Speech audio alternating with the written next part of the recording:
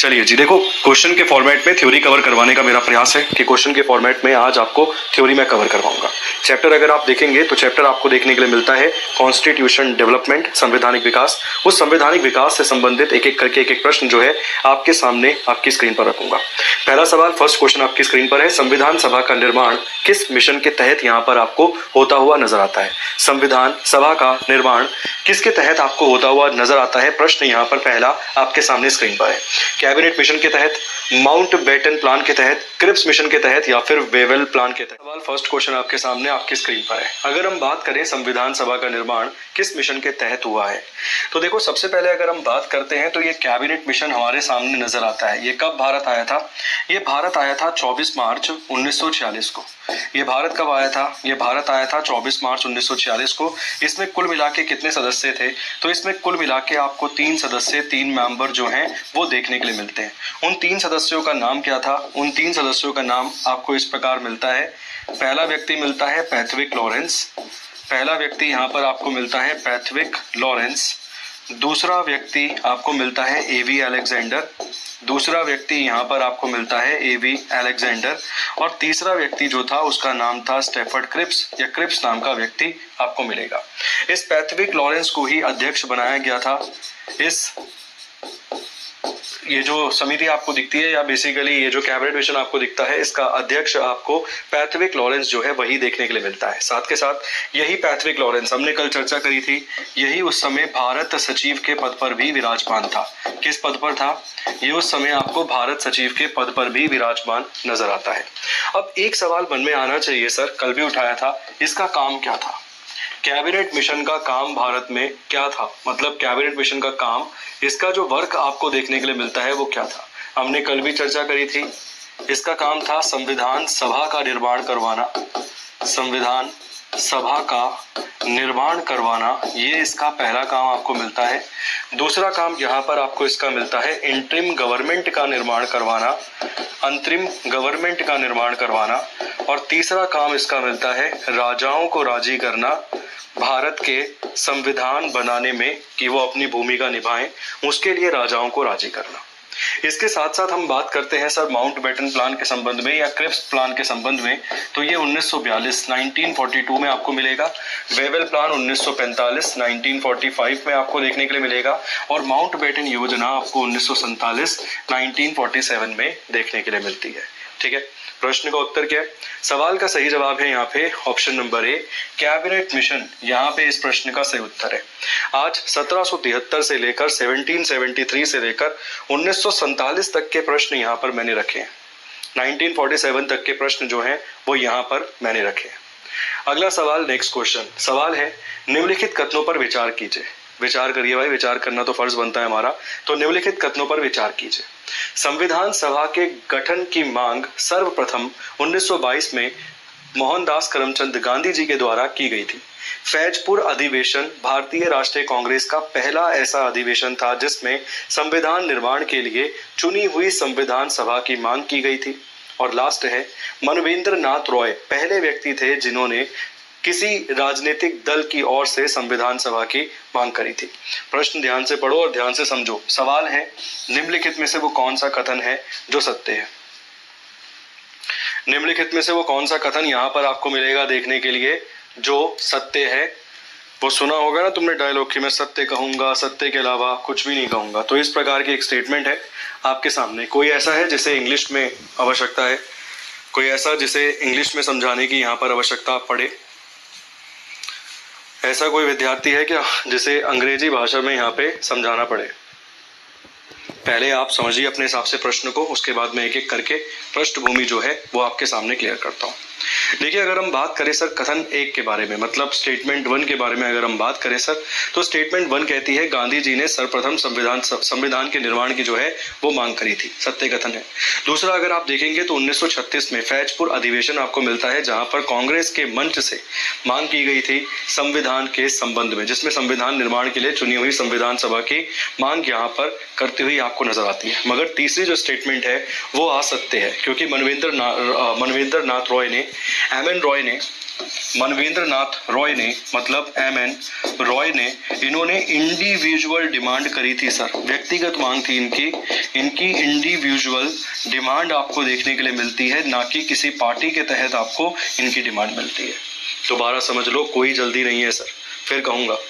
मैं फिर कहूंगा 10 प्रश्न करते हैं, केवल 10 प्रश्न, ज्यादा नहीं करते, पर उन 10 प्रश्नों को अच्छे से करते हैं। ठीक, जैसे पहला प्रश्न, अगर ये पहला पॉइंट आप देखेंगे सही है। 1922 में गांधी जी ने एक पत्रिका मिलती है जिसे हम जानते हैं स्वराज जिसे हम जानते हैं सर यंग इंडिया के नाम से। यंग इंडिया नाम की एक पत्रिका मिलती है, तो इन्होंने यंग इंडिया नाम की पत्रिका के माध्यम से मांग करी थी। इसके बाद 1936 का फैजपुर अधिवेशन आपको मिलता है, ये भी सही है। मगर 1934 में जो मांग करी गई थी MN रॉय के द्वारा, वो MN रॉय ने इंडिविजुअल तरीके से करी थी, इंडिविजुअल तरीके से। क्लियर? तो इस आधार पे प्रश्न का उत्तर ऑप्शन नंबर ए है। पहली और दूसरी स्टेटमेंट तो सही है, तीसरी स्टेटमेंट यहाँ पर गलत है।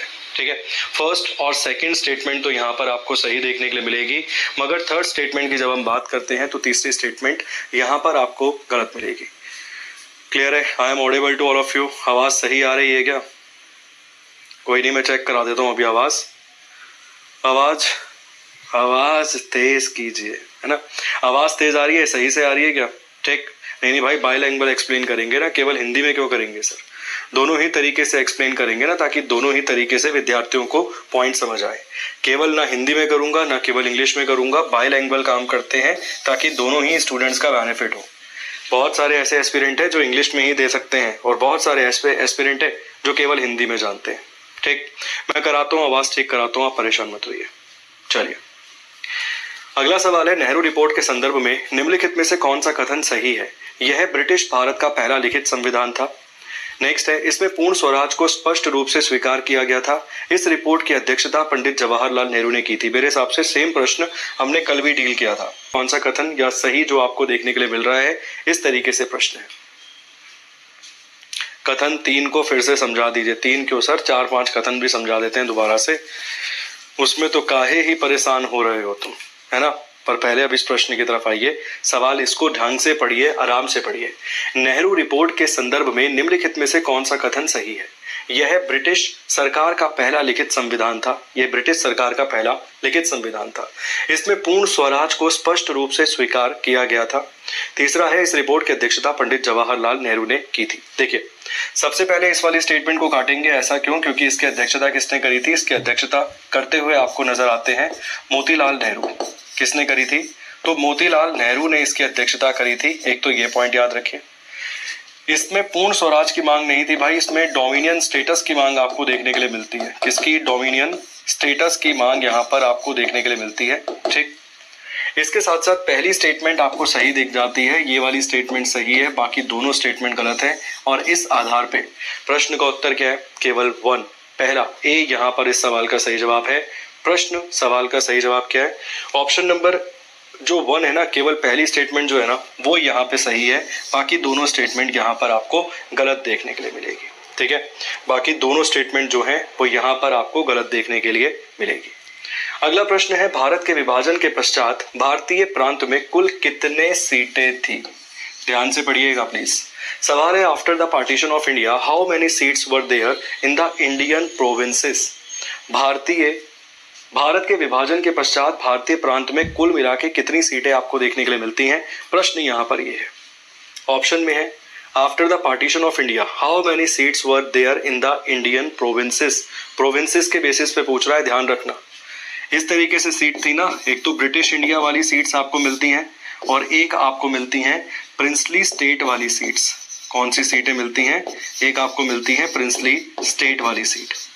तो यहाँ पर अगर आप देखेंगे ब्रिटिश इंडिया में तो कुल मिला के 296 सीटें थी, और प्रिंसली स्टेट मतलब राजाओं वाले क्षेत्र में कुल मिला के 93 सीट्स थी। ठीक है ना?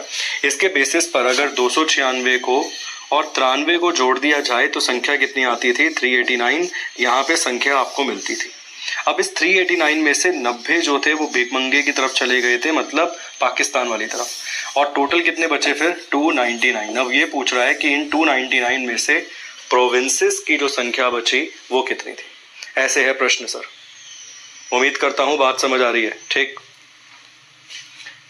क्या है प्रश्न? तो 299 यहाँ पर आप देखेंगे, 299 यहाँ पर आप देखेंगे ये संख्या बची थी, और इस 290 में से 70 सदस्य आपको देखने के लिए मिलते हैं। कहाँ के? 70 सदस्य आपको मिलते हैं प्रिंसली स्टेट वाले, राजघराने वाले। प्रिंसली स्टेट वाले कितने मिलते हैं? तो प्रिंसली स्टेट वाले यहाँ पर 70 सदस्य आपको देखने के लिए मिलते हैं। इस आधार पे संख्या कितनी बची? 229 यहाँ पे संख्या बची, 229। अलग अलग प्रकार के प्रश्न पूछे जाते हैं, ध्यान रखिए एग्जाम में, ठीक है। अलग अलग प्रकार के जो प्रश्न हैं वो यहाँ पर एग्जाम में पूछे जाते हैं। आपको हर एक तरीके से पृष्ठभूमि आपकी क्लियर होनी चाहिए ताकि दिक्कत ना आए। सर आपका पढ़ाया हुआ ही बिहार डीएलएड एग्जाम में पूछा था पॉलिटी से। बहुत बहुत शुक्रिया पुष्पा जी आपका। तो प्रश्न का उत्तर ऑप्शन नंबर बी है। सवाल का सही जवाब क्या है? Option number B is a correct answer, ठीक है। अगला सवाल देखिए, नेक्स्ट क्वेश्चन। भारत पाकिस्तान विभाजन के कारण भारतीय संविधान सभा में कितना सदस्य शेष बचा था? ये बेसिक सवाल है, बहुत सिंपल सा प्रश्न है सर, हलवा एकदम, बहुत आसानी से आप जवाब दे देंगे, ठीक है। अगला सवाल, नेक्स्ट क्वेश्चन, अगला प्रश्न यहाँ पर आपके सामने है। सवाल है, how many members remain in the Indian constituent assembly due to India Pakistan partition? Just 1 minute पहले ही हमने डिस्कस किया है। पोल काम नहीं कर रहा है भाई, बिना पोल के काम कीजिए। आज पोल जो है वो काम नहीं कर रहा है, तो बिना पोल के काम कीजिए। पेपर में तुम्हें कोई पोल लगा के थोड़ी देगा वहाँ पे, ये बताओ। पेपर में कोई तुम्हें वहाँ पोल लगा के दे रहा होगा कि हाँ भैया हाँ ये लो पोल लगा देते हैं पेपर में, और पेपर में तुम पोल से काम ले रहे हो? वो पॉसिबिलिटी ना के बराबर है, शून्य पॉसिबिलिटी है। अगर आप पेपर में भी पोल की कल्पना करते हो, कह रहा मैं तो पोल लगा दूंगा सर पेपर में, बेटा पेपर में पोल उतरवा लेगा वो, ऐसा मान के चलना।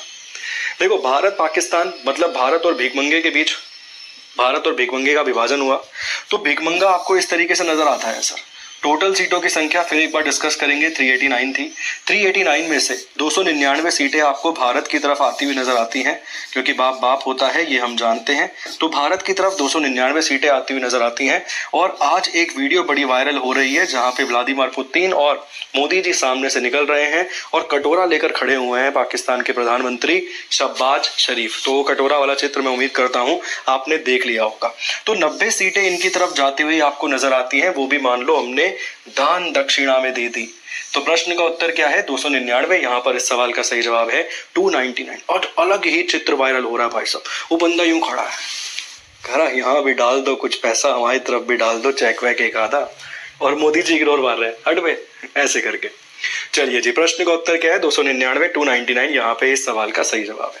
आइए अगले प्रश्न की तरफ देखते हैं। नेक्स्ट क्वेश्चन, अगला सवाल है, निम्नलिखित संविधान सभा की समिति और उनके अध्यक्ष की सूची कूट को सम्मिलित कीजिए। देखिए, भारत का जो संविधान है ना सर, उसे बनाया तो संविधान सभा ने है। भारत का जो संविधान है उसका निर्माण तो संविधान सभा ने किया है, मगर इस संविधान सभा के तहत कई सारी अलग अलग समितियां आपको देखने के लिए मिलती है। जिस प्रकार से आपने नाम सुना होगा झंडा समिति, फ्लैग कमेटी का, आपने नाम सुना होगा सर झंडा समिति, फ्लैग कमेटी का। इसी प्रकार से आपने मसूदा समिति का नाम सुना होगा, ड्राफ्टिंग कमेटी का। इस मसूदा समिति के अध्यक्ष थे doctor Ambedkar, doctor BR Ambedkar. और इसी प्रकार से अगर हम बात करें, ये झंडा समिति, फ्लैग समिति के अध्यक्ष आपको दिखते हैं डॉक्टर राजेंद्र प्रसाद। कौन दिखते हैं? डॉक्टर राजेंद्र प्रसाद यहाँ पर इस झंडा समिति के अध्यक्ष आपको देखने के लिए मिलते हैं। ठीक, देखो ऐसे क्वेश्चन को कवर करने का सबसे अच्छा तरीका पता है क्या होता है? ऐसे प्रश्नों को कवर करने का सबसे अच्छा तरीका वो होता है कि जो आपको आता है ना उसे मैच कीजिए। जैसे मान लीजिए मुझे संघ शक्ति समिति आता है, मैं जानता हूं पंडित जवाहरलाल नेहरू ही इसका प्रश्न उत्तर होगा। इसका मतलब ये वाली स्टेटमेंट गलत है और ये वाली स्टेटमेंट गलत है। हाँ, इसका मतलब ये वाली स्टेटमेंट गलत है और ये वाली, क्योंकि ए जो है वो 1 पर ही मैच हो रहा है, तो या तो ये आंसर होगा या ये आंसर होगा। अब लास्ट वाला मैच कीजिए, संचालन समिति, जिसे स्टीयरिंग कमेटी भी हम कह देते हैं, है ना। एक बार इंग्लिश भी देख लेते हैं, संचालन समिति जिसे हम स्टीयरिंग कमेटी भी कह देते हैं, मतलब ये यहाँ पे मैच होगा। अब ऐसा ऑप्शन देखिए, यहाँ भी यही मैच हो रहा है, यहाँ भी यही मैच हो रहा है, यहाँ भी यही मैच हो रहा है और यहाँ भी यही मैच हो रहा है। एक और ढूंढिए, प्रोविंशियल कमिटी, कॉन्स्टिट्यूशन कमेटी ढूंढ लीजिए, या तो एक और जो यहाँ पर आपको दे रखा है वो ढूंढ लीजिए। तो प्रोविंशियल कॉन्स्टिट्यूशन कमेटी अगर हम ढूंढे तो 3 कहाँ पर मैच हो जाएगा सर? 3 पर ही मैच हो जाएगा। इस आधार पे प्रश्न का उत्तर क्या होगा? Option number D. थोड़ा ध्यान से, कोई जल्दबाजी नहीं है, है ना, यहाँ टिकट नहीं छूट रही है आपकी। हाँ बहुत बढ़िया। मैच तो मैं तो 10 सेकंड क्या, मैं 10 के 10वें सेकंड में भी कर देता मैच। बट यहाँ पे आपको ये समझना होगा कि हमें हमेशा पहला और चौथा मैच करके देखना होता है। अगर ये दोनों मैच हो गए और ऐसा कोई और नहीं है ऑप्शन में तो वही उत्तर होगा, और ये दोनों मैच होने पर भी कोई और ऐसा ऑप्शन में है, फिर आगे बढ़िए, समय बचाइए। ऐसे क्लियर? तो प्रश्न का उत्तर क्या है? ऑप्शन नंबर डी यहाँ पर इस सवाल का सही जवाब है। आगे आइए। सवाल है, वर्ष 1935 के अधिनियम को दास्ता का चार्टर किसने कहा था? बहुत बहुत शुक्रिया सर आपका, पल्लव साहब। अगला सवाल, नेक्स्ट क्वेश्चन आपकी स्क्रीन पर है। सवाल कहता है, निम्नलिखित में से किसे चार्टर ऑफ स्लेवरी कहा गया है? दास्ता या गुलामी का अधिनियम कहा गया है। वर्ष था 2014 का, पेपर था एसएससी सीजीएल का।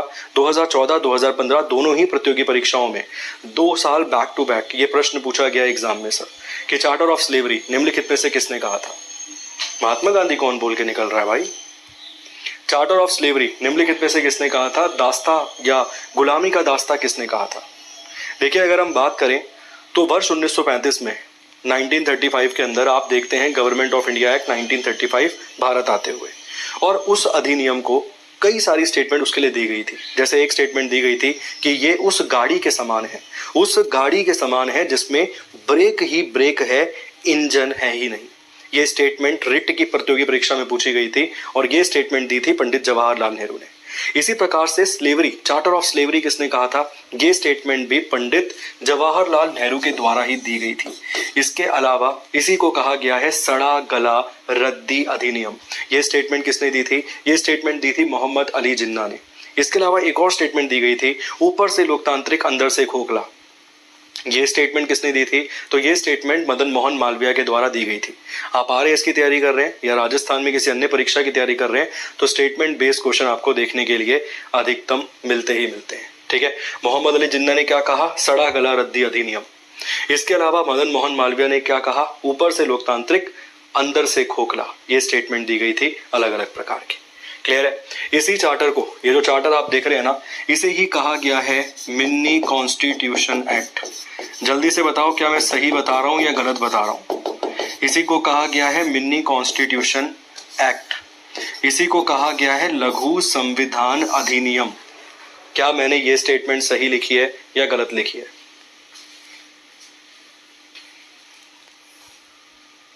मैं सुन तो रहा हूँ बट यार देखता हूँ, मैं करवाता हूँ ना, अभी मेरा ध्यान पढ़ाते समय यार पढ़ाने पे रहता है यार।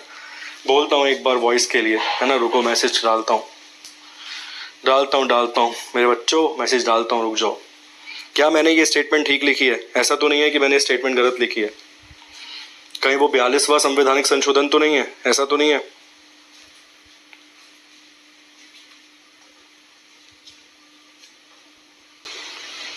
बोल दिया है भाई वॉइस के लिए, ठीक है, इन केस दिक्कत दे रही है तो। चलिए, ये स्टेटमेंट बिल्कुल सही है, एक्ट लिखा हुआ है, ठीक है, ये एक्ट लिखा हुआ है। एक्ट वो अमेंडमेंट था वर्षा जी, 42वां संवैधानिक संशोधन है, वो अमेंडमेंट है। ये एक्ट लिखा हुआ है, अंतर है, जमीन आसमान का अंतर है।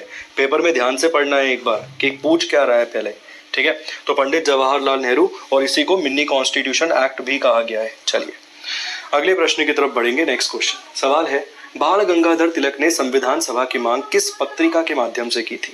हम सभी लोग जानते हैं वर्ष 1895 में 1895 के अंदर प्रथम व्यक्ति यही आपको मिलते हैं जिन्होंने गैर आधिकारिक तौर पर, ये प्रथम व्यक्ति आपको मिलते हैं जिन्होंने गैर आधिकारिक तौर पर नॉन ऑफिशियली किसकी मांग करी थी?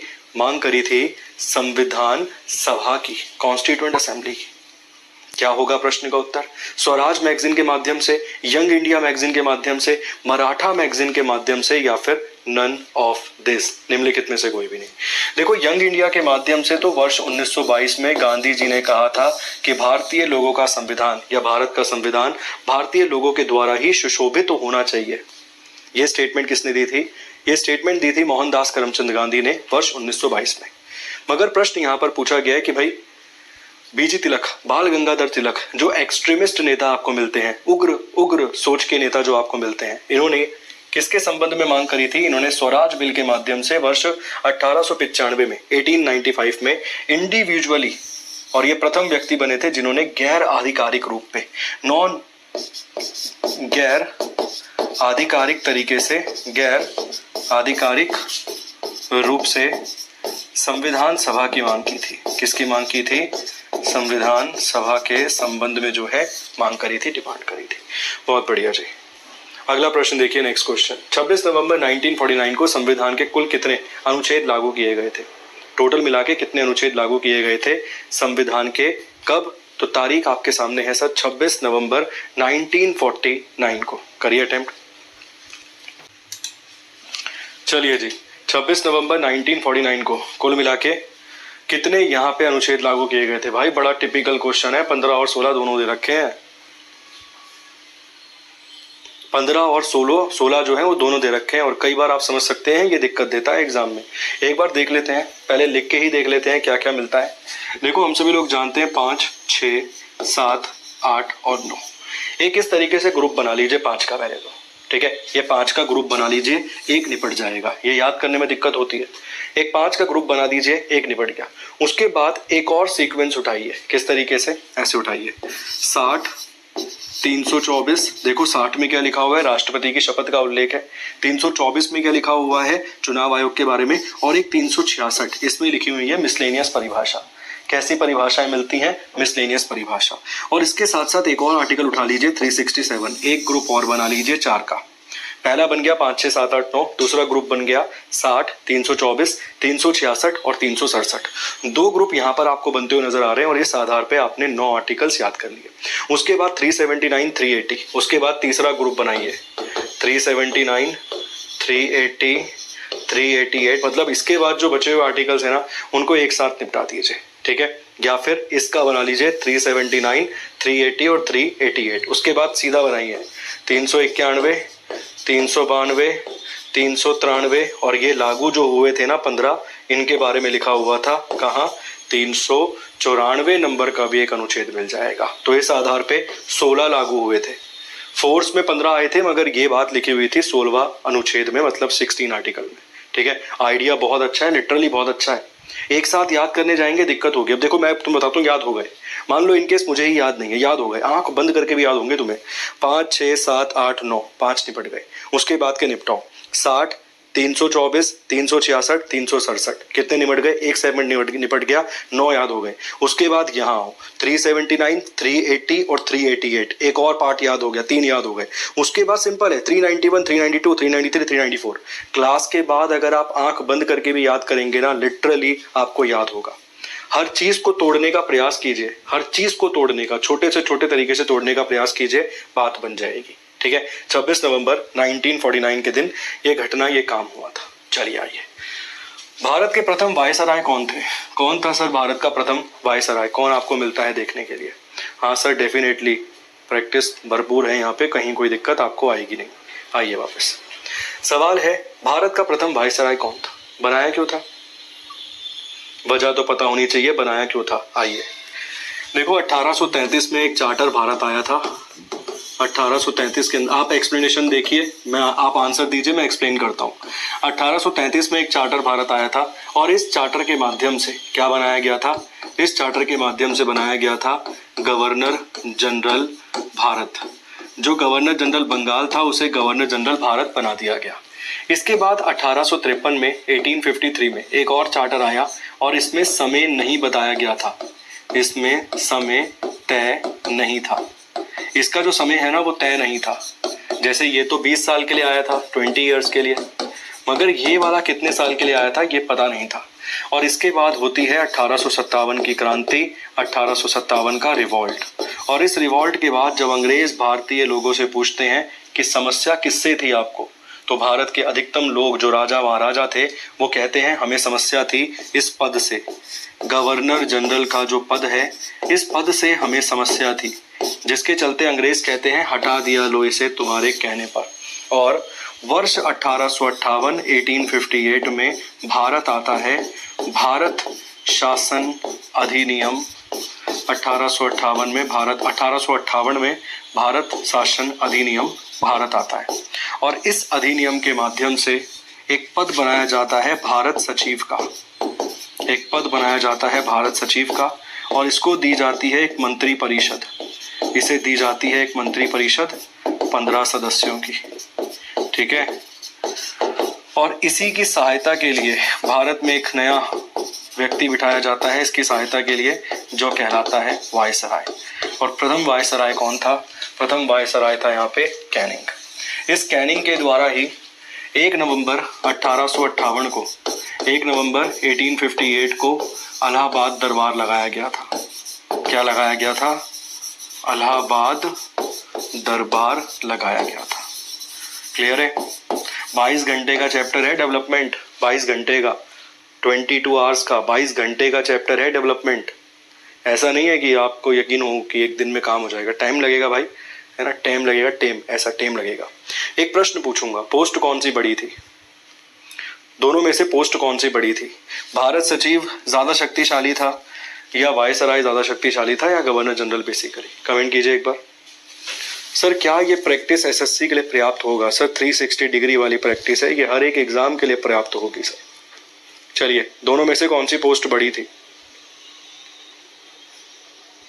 रमेश कुमार जी मैंने ही पढ़ाए थे 6, है ना, मैंने ही पढ़ाए हैं सर 6, 4 तो सब जानते थे, 1793, 13, 33, 53, उसके बाद के मैंने ही पढ़ाए हैं सर, कि 1857 में भी मिलेगा एक, इस तरीके से। दोनों में से पोस्ट कौन सी बड़ी है? याद रखना ये बहुत बड़ी पोस्ट है।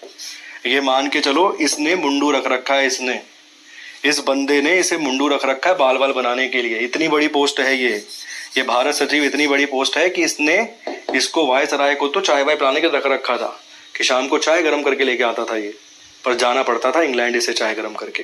ये ध्यान रखना, भारत सचिव की पोस्ट ज्यादा बड़ी थी। क्लियर? ज्यादा शक्तिशाली वही था। तभी आप जितने भी एक्ट पढ़ते हो ना, जैसे Morley Minto reforms act, Morley सचिव था, ठीक है ना। Montagu Chelmsford reforms act, Montagu कौन था? ये आपको मिलता है सचिव, इस तरीके से। क्लियर? आइए अगले प्रश्न पे। संविधान सभा की प्रथम बैठक कब हुई थी? कॉन्स्टिट्यूएंट असेंबली की फर्स्ट बैठक जो है वो कब हुई थी? प्रश्न यहाँ पर ये है। 9 दिसंबर 1946, 11 दिसंबर 1946, 9 दिसंबर 1945 या 11 दिसंबर 1945 को। देखिए, जब भी बैठक हुई थी सर, उस बैठक के अंदर 207 सदस्यों ने भाग लिया था। कितने सदस्यों ने भाग लिया था? 207 सदस्यों ने भाग लिया था।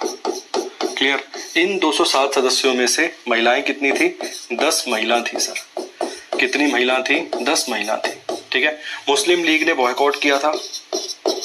मुस्लिम लीग जो थी, उस मुस्लिम लीग ने बॉयकॉट किया था, मतलब आने से इनकार कर दिया था, क्योंकि पैसे नहीं मिले थे इन्हें, इसके चलते। और जब मुस्लिम लीग ने संविधान सभा की पहली बैठक में भाग नहीं लिया, इसी वजह से संविधान सभा की पहली बैठक को बिना दुल्हन की शादी की संज्ञा दी गई है चर्चिल के द्वारा। विंस्टन चर्चिल, जो कि ब्रिटेन का प्रधानमंत्री था, जिसने गांधी जी को अधनंगा फकीर कहा था, उसके द्वारा ही संविधान सभा की पहली बैठक को कहा गया था क्या? बिना दुल्हन की शादी। इसके अलावा एक और व्यक्ति मिलता है, सर साइमन। कौन? Sir Simon. वो सर साइमन नाम का जो व्यक्ति मिलता है, उसने संविधान सभा की पहली बैठक को हिंदुओं की सभा की संज्ञा दी थी। क्या कहा था? उसे हिंदुओं की सभा की संज्ञा दी थी। ये भी याद रखिएगा, इंपॉर्टेंट है। प्रश्न का उत्तर क्या है? 9 दिसंबर 1946 यहाँ पर इस सवाल का सही जवाब है। बैठक कहाँ पर हुई थी? बैठक दिल्ली में हुई थी। इसी संविधान सभा की पहली बैठक में जो अंतरिम अध्यक्ष चुना गया था, उसका नाम क्या था? उसका नाम आपको मिलता है इंटरिम चेयरमैन का, सच्चिदानंद सिन्हा साहब। और वो बुजुर्ग आदमी थे, बड़े बुजुर्ग थे, संविधान सभा के सबसे बुजुर्ग व्यक्ति थे, जिसके चलते उन्हें चुना गया था इंटरिम चेयरमैन। और ये तरीका भारत ने फ्रांस के संविधान से उधार लिया था। देखो यार, भागने से कुछ नहीं होगा जीवन में, हम कितना ही भाग लें कोई फर्क नहीं पड़ेगा। आपको जहां लगता है ना सर ये वाला पॉइंट एक बार और बता दीजिए, वो वाली फील मत लेकर आओ कि तुम यूट्यूब पे लाइव हो। बस ये फील लेकर आओ कि आप पढ़ रहे हो और मैं ईमानदारी से आपको कंटेंट डिलीवर कर रहा हूँ। तभी देखो 360 डिग्री का उद्देश्य पूरा होगा। मैं भागूंगा तेजी से, कोई फायदा नहीं है सर उस चीज़ का कि मैंने भाग लिया, मैं तेजी से भाग रहा हूँ। ठीक है सर, मैं व्लॉग साहब आप पे भी ध्यान दूंगा, करवाता हूँ। मैंने मैसेज डाल दिया था बेसिकली, है ना, बट ऑलमोस्ट कुछ विद्यार्थी बोल रहे हैं कि आवाज़ जो है सर सही आ रही है। ठीक है जी, चलिए। तो प्रश्न का उत्तर क्या है? Option number A is a correct answer. बहुत इंपॉर्टेंट पॉइंट है। वो बीमार हो गए थे सर, और बीमार होने की वजह से सच्चिदानंद सिन्हा के फ्रैंक एंटनी को अस्थायी अध्यक्ष चुना गया था। ठीक, आइए अगले प्रश्न पे आइए, नेक्स्ट क्वेश्चन। संविधान सभा के सचिव कौन थे? Who was the secretary of constituent assembly? Secretary लिखा है, प्लीज ध्यान से पढ़िएगा question. Who was the secretary of constituent assembly?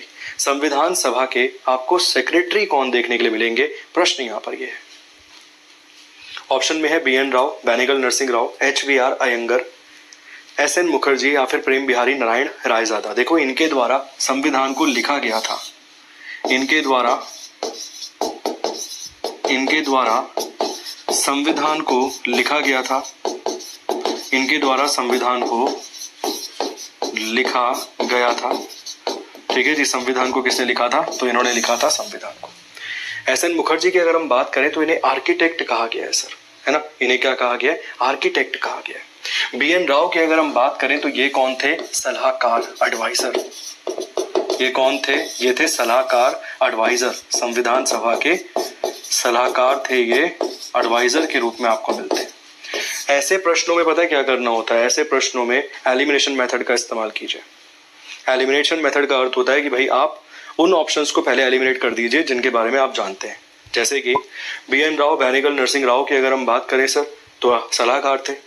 S N Mukherjee को आर्किटेक्ट कहा गया, सॉरी ड्राफ्टमैन कहा गया है। ठीक, इन्हें क्या कहा गया है? इन्हें कहा गया है ड्राफ्टमैन, ये ड्राफ्टमैन थे।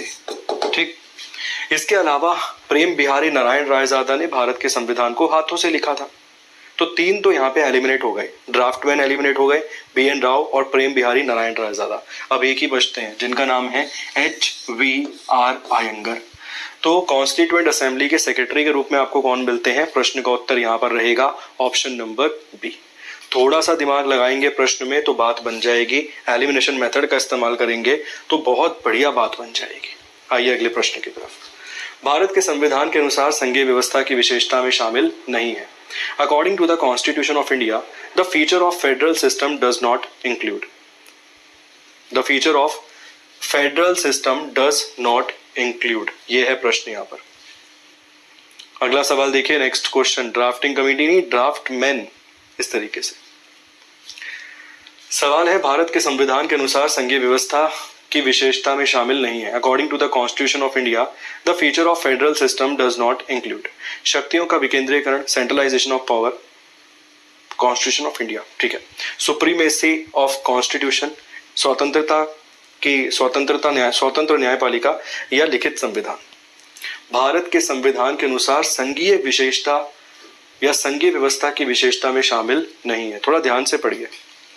किसी को कोई जल्दबाजी है भाई, ट्रेन ब्रेन जा रही है कहीं तो बताओ मुझे, और किसी को कोई जल्दबाजी नहीं है, किसी की कहीं कोई ट्रेन ब्रेन जो है वो नहीं जा रही है, कोई समस्या, किसी प्रकार की कोई दिक्कत नहीं है तो आराम से पढ़िए, कोई दिक्कत। ठीक, एक एक करके देखें। क्या भारत के संविधान में संविधान की सर्वोच्चता आपको दिखती है? सुप्रीमेसी ऑफ कॉन्स्टिट्यूशन नजर आता है? जी नजर आता है।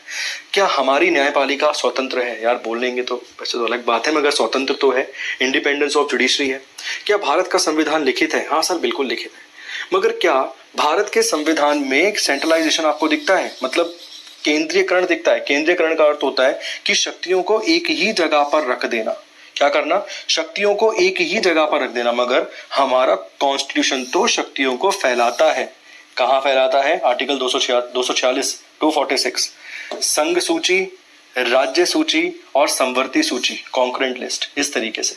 तो हमारे संविधान में शक्तियों का विकेंद्रीयकरण है, केंद्रीयकरण नहीं है। तो ये फेडरल फीचर हमारे कॉन्स्टिट्यूशन का नहीं है। तो प्रश्न का उत्तर क्या है? ऑप्शन नंबर ए यहाँ पर इस सवाल का सही जवाब है। महत्वपूर्ण प्रश्न है, अच्छा क्वेश्चन है। अगर आपसे कोई पूछता है कि प्रूफ कीजिए तो प्रूफ कीजिएगा इस बेसिस पर, इस आधार पे।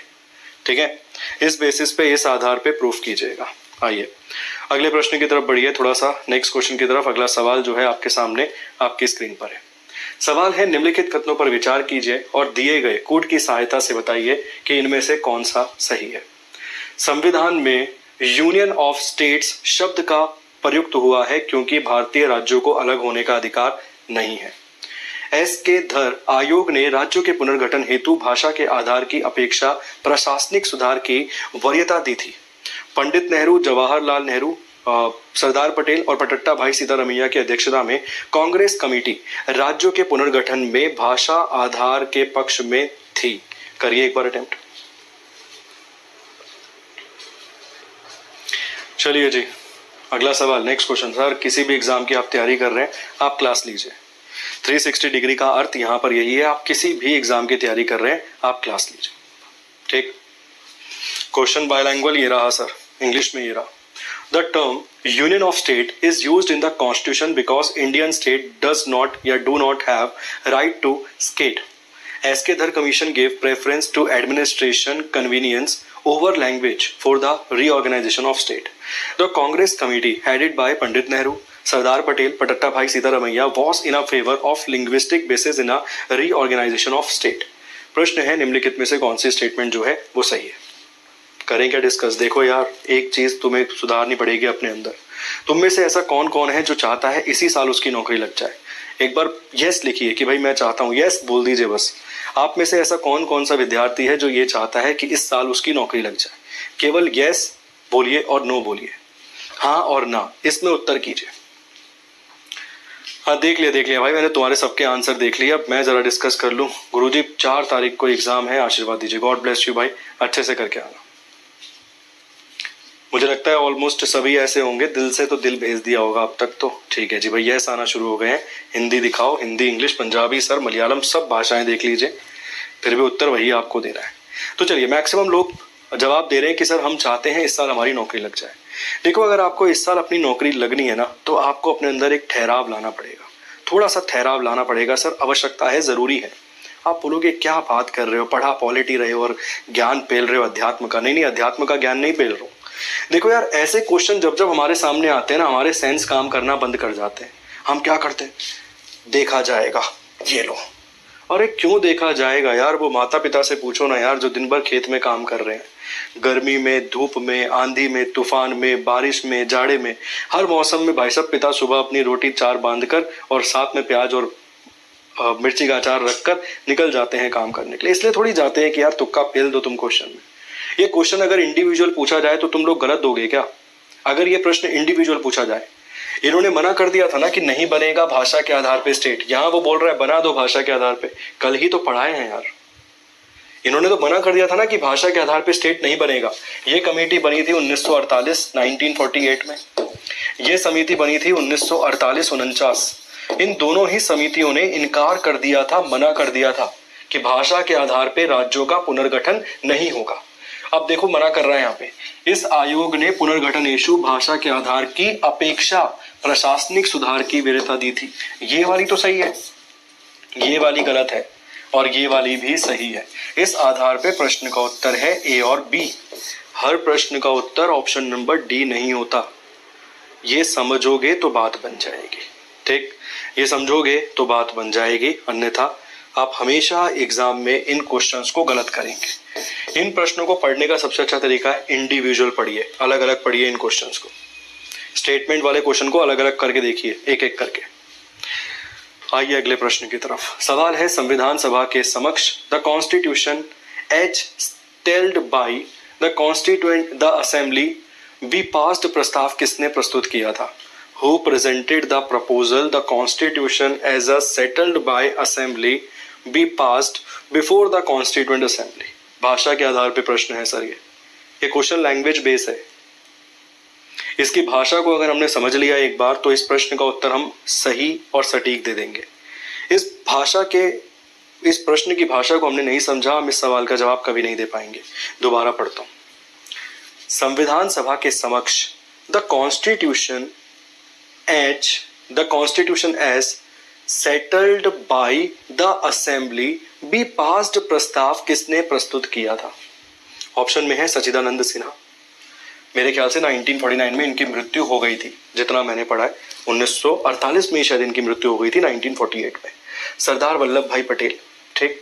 सरदार बलदेव सिंह जी। ये बलदेव सिंह जी वो नजर नहीं आते जो रक्षा मंत्री बने थे? वही नजर आते हैं।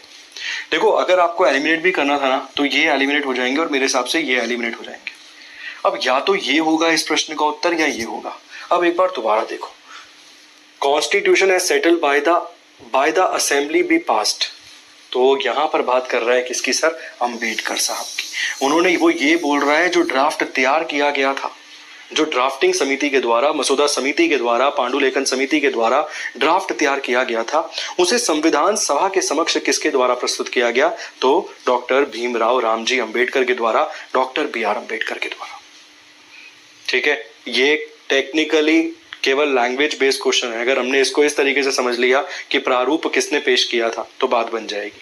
संविधान का प्रारूप किसने पेश किया था? तो डॉक्टर भीमराव रामजी अंबेडकर ने।